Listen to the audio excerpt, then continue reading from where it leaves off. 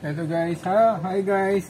Paano nyo pala gagawin yung printer nyo na makakapag-test print kayo ng ganito na gamit lamang itong printer na hindi kayo gagamit ng computer. So gagawin natin, maglalagay ka ng papel, tapos ipe-press mo lang itong stop button, long press, tapos huwag bibitawan, tapos ipe-press mo itong start button o yung on button nya. Pag nag-ilaw na siya, nag-blink, then i-release mo yung dalawa.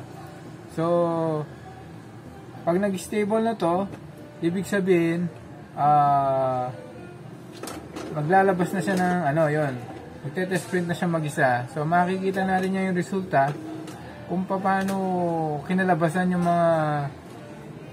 yung mga print niya, yung magenta, yellow, blue, o black, kung okay pa.